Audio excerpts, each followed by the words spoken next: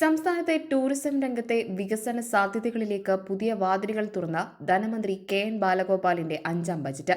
പ്രാദേശിക ടൂറിസം രംഗത്ത് രണ്ടാം പിണറായി സർക്കാരിന്റെ കാലത്ത് നിരവധി പുതിയ വികസന പ്രവർത്തനങ്ങൾക്ക് തുടക്കം കുറിക്കുകയും ജനശ്രദ്ധ നേടുകയും ചെയ്തിരുന്നു.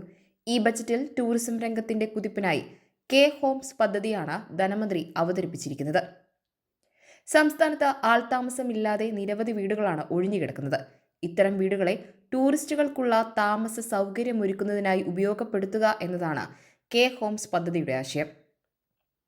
സമാനമായ പദ്ധതികൾ ലോകത്ത് പലയിടത്തും വിനോദസഞ്ചാര രംഗത്ത് സ്വീകരിച്ച് നടപ്പിലാക്കുന്നുണ്ട്. ഇത്തരം മാതൃകകൾ പിന്തുടർന്നുകൊണ്ടാണ് സംസ്ഥാനം കെ ഹോംസ് പദ്ധതി നടപ്പിലാക്കാൻ ഒരുങ്ങുന്നത്. വലിയ ചിലവ് വരുന്ന റിസോർട്ട് പോലുള്ള താമസ സൗകര്യങ്ങൾക്ക് പകരം മിതമായ നിരക്കിൽ വിനോദസഞ്ചാരികൾക്ക് താമസമൊരുക്കാൻ ഇതോടെ സാധിക്കും. ഒന്നിൽ കൂടുതൽ വീടുകൾ ഉള്ളവർക്കും വീടുകൾ ഒഴിച്ചിട്ട് വിദേശത്ത് താമസിക്കുന്നവർക്കുമടക്കം അധിക വരുമാനത്തിന് കെ ഹോംസ് വഴിയൊരുക്കും.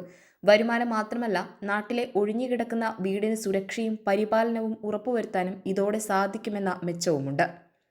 കെ ഹോംസ് പദ്ധതിയുടെ പ്രാരംഭ ചെലവുകൾക്കായി 5 കോടി രൂപ ധനമന്ത്രി ബജറ്റിൽ വകയിരുത്തിയിട്ടുണ്ട്. ഏതാനും സ്ഥലങ്ങൾ മാത്രം കേന്ദ്രീകരിച്ചാണ് പദ്ധതിക്ക് തുടക്കമിടുക.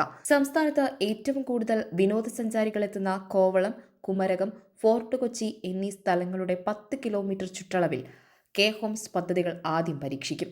സംസ്ഥാനത്ത് ഡെസ്റ്റിനേഷൻ ടൂറിസ്റ്റ് സെന്ററുകൾ ഒരുക്കുമെന്നും ധനമന്ത്രി പ്രഖ്യാപിച്ചു. വൻകിട കൺവെൻഷൻ സെന്ററുകളും മൈസ് ടൂറിസത്തിന്റെ ഭാഗമായി വികസിപ്പിക്കും. ഏറെ സഞ്ചാരികളെത്തുന്ന കൊച്ചി മുസിരീസ് ബിനാലെയുടെ 2025-26 എഡിഷന് വേണ്ടി 7 കോടി രൂപ ബജറ്റിൽ വകയിരുത്തി. സംസ്ഥാനത്തെ ഇടത്തരം വരുമാനക്കാരായ ആളുകൾക്ക് വേണ്ടി സഹകരണ ഭവന പദ്ധതിയും ബജറ്റിൽ പ്രഖ്യാപിച്ചിട്ടുണ്ട്.